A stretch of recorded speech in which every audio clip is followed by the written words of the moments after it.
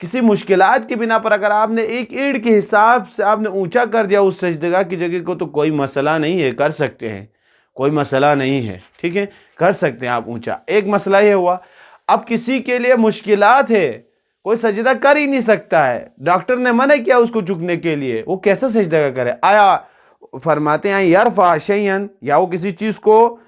چیز کو مثلا بلندگاہ پر اٹھا کر بھی سجدہ کر سکتا ہے، اٹھا کر رکھ کر بھی وہ سجدہ کر سکتا ہے، یہ بھی صحیح ہے۔ علیہ فیسجد علیہ، اس پر سجدہ کر سکتا ہے کسی چیز کو اٹھا کر، ٹھیک ہے، یا اس نے سجدگاہ کو بلند رکھا وہاں پر، مثلا آج کل ہمارے کچھ علاقوں مسجدوں میں مثلا سجدہ جو نہیں کر سکتے، کرسیاں وغیرہ لگی ہوتی ہے، تو میں جھک نہیں سکتا ہوں سجدے کے لیے، تو وہ بلند کر کے سجدگاہ بنا کر رکھا وہاں پر، ٹھیک ہے، سجدہ کرنے کی جگہ وہاں پر بھی آپ سجدہ کر سکتے۔ او یوم، یا مثلا ایسا بھی نہیں کر سکتے تو عجز ہے، مشکلات ہیں، تو آپ اشارے کے ذریعے بھی سجدہ کر سکتے ہیں۔ تو یہ چیزیں مثلا واجبات سجود میں سے ہیں، ٹھیک ہے۔ پھر فرماتے ہیں وَيَجِبُ فِي التَّمَانِيَةُ وَتَسْبِيحَةٌ وَاحِدَةٌ بِهَذِهِ الصِّيغَةِ، واجب ہے مثلا جب سجدے میں جائیں ہم لوگ، جب جائیں سجدے میں تو ایک مرتبہ مثلا واجب ہے سانس لینا، اطمینان کی سانس لینا، جانے کے بعد گئے سجدے میں، سجدہ اطمینان کی سانس لیا، اس کے بعد ہم نے پڑھنا ہے سبحان ربی الاعلی و بحمدی، یہ سجدہ، یہ دعا کا پڑھنا، ٹھیک ہے، اطمینان کی سانس لے کر، ایسا نہیں کہ یہاں سے جا رہے ہیں اللہ سبحان ربی الاعلی و بحمدی، نہیں، اطمینان کی وجب فیہ التمانیۃ و تسبیحۃ واحدۃ بہذہ الصیغہ، اور اس عبارت سے یہ تسبیح پڑھنا ہے سبحان ربی الاعلی و بحمدی، یا مثلا یہ یا سبحان اللہ الاعلی سبحان اللہ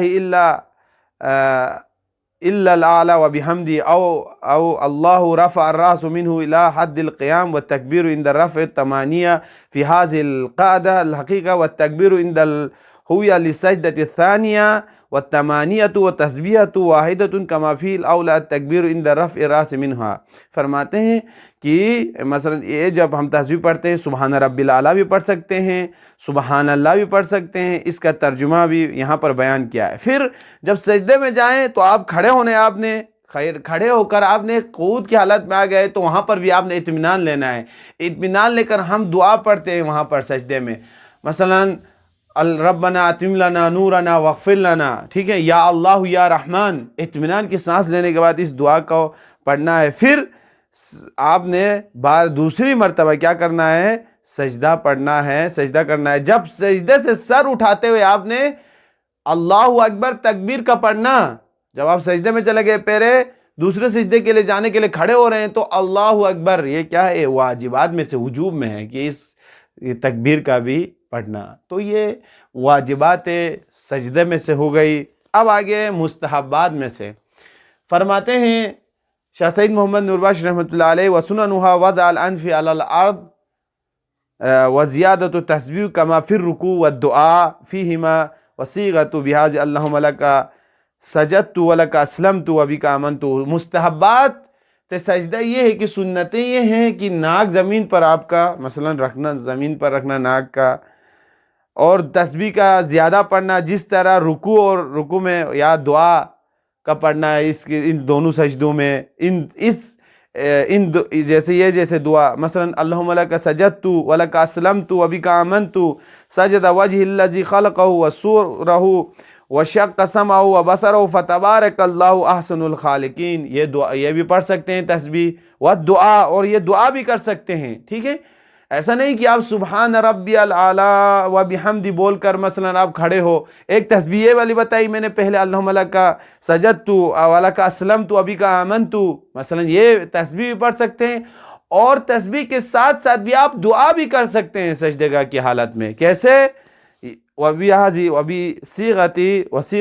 ہذہ، یہ ہے اللہم اغفر لی،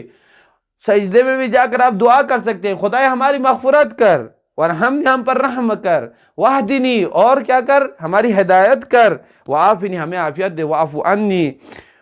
مثلا یہ دعا بھی آپ پڑھ سکتے، او ما قرب منہ وتجافی المرفقین من الجنبین والبطن عن الفخذین للرجال وللنساء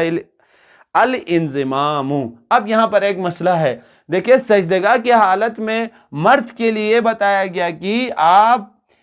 مثلا جب سجدے میں جائیں مرد، تو آپ کے ہاتھوں کی جو کوہنیاں ہیں پسلیوں سے الگ ہو، ایسا نہیں ہو صبح سجدے میں جائے تو یہ بند ہو، کھلی ہوئی ہوں آپ کے مثلا کوہنیاں کھلی ہوئی ہوں پسلیوں سے، ٹھیک ہے، یہ کھلی ہوئی ہونا چاہیے آپ کے جب آپ مثلا جائیں۔ آپ کا پیٹ جو ہے، پیٹ مثلا آپ کے گھٹنوں سے الگ ہو، مثلا آپ پورے اس کی طرف بند ہو کر سمیٹ کر اپنے آپ کو سمیٹ کر آپ نے سجدے میں نہیں جانا ہے، پوری تمام چیزوں کو آپ نے کھول کر رکھنا ہے۔ پھر فرمایا وَلِلنِّسَاءِ الْإِزْمَامُ وَذَا الْيَدَيْنِ فِي السُّجُودِ خِزَاءِ الْأُذْنَيْنِ بَاسِطًا يَدَهُ غَيْرَ مُنْفَرِجِ الْأَصَابِعِ جَلَسُوا خَفِيفَةً بَعْدَ التَّسْبِيحِ الثَّانِيَةِ وَالْاعْتِمَادُ عَلَى الْيَدَيْنِ إِذَا أَرَادَ الْقِيَامَ لِرَكْعَةٍ أُخْرَى رَفَعَ الرُّكْبَتَيْنِ إِلَى الْأَرْضِ قَبْلَ الْيَدَيْنِ لِأَنَّهُ أَقْرَبُ إِلَى التَّوَاضُعِ وَالْعِجْزِ۔ اس کے بعد دیکھیں ایک تو بتا دیا کہ مردوں کو کیا کرنا ہے، کوہنیاں اپنا کھلی رکھنا ہے پسلیوں سے۔ ایک اب عورتوں کا مسئلہ کیا ہے، برعکس سے انہوں نے سمیٹ کر رکھنا ہے اپنا آپ کو، ایسا نہیں کہ سجدے میں جائے تو وہ لوگ کھول کر رکھے اپنے پورے بدن کو۔ یعنی شاہ سید محمد نور بخش رحمۃ اللہ علیہ کا فرمان فتویٰ ایسا ہے کہ عورتیں اپنے آپ کو جم کر کے رکھے، جتنا ہو سکتا ہے اپنے آپ کو سمیٹ کے رکھے، ان کا کوئی اعضاء اس طرح مردوں کے برعکس کھلا ہوا نہ ہو۔ اپنا آپ کو اگر مردوں کے لیے کہا کہ آپ اپنی کوہنیوں کو مثلا کھول کر رکھیں، پسلیوں سے الگ، تو عورتوں کو جم کر کے رکھنا ہے، ٹھیک ہے، یہ اس کا خیال رکھنا ہے۔ پیڑ کو بھی مثلا گھٹنوں پر ملا کر رکھنا ہے اپنے آپ کے ان چیزوں کو، ٹھیک ہے۔ اور اس کے بعد جب ایک سجدگاہ سے دوسری رکعت پڑھی یا پہلی رکعت سے دوسری رکعت کے لیے کھڑے ہو رہے ہیں، کھڑے ہوتے وقت بھی آپ کے لیے طریقہ بتایا گیا ہے کہ ایسا نہ ہو کہ آپ سجدے سے کھڑے ہو رہے ہیں ایک دم دوسری رکعت کے لیے تو آپ گھٹنوں کے ذریعے سے کھڑے ہو جائے یوں کر کے ہاتھوں کو اٹھا کر، نہیں، آپ نے ہاتھوں کے سہارے سے کھڑے ہونا ہے۔ پہلے ہاتھ کو رکھنا ہے، ہاتھ کو رکھ کر ہاتھوں کے سہارے سے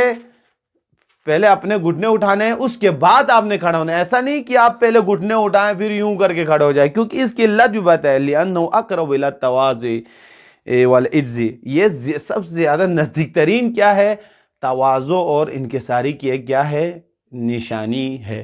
تو یہ سجدے کے واجبات اور سجدے کے مستحبات کے بارے میں بیان کیا۔ الحمدللہ ہمارے نماز کے جو ارکان ہیں وہ تقریباً ختم ہو گئے ہیں۔ اب آخر میں ہمارے مثلا تشہد بچتا ہے اور سلام، انشاءاللہ وہ بھی نزدیک ہم ختم کریں گے۔ تقریباً ہمارے جو اصل ارکان ہیں تقریباً ختم ہو گئے، تو یہیں پر کافی سمجھتے ہیں۔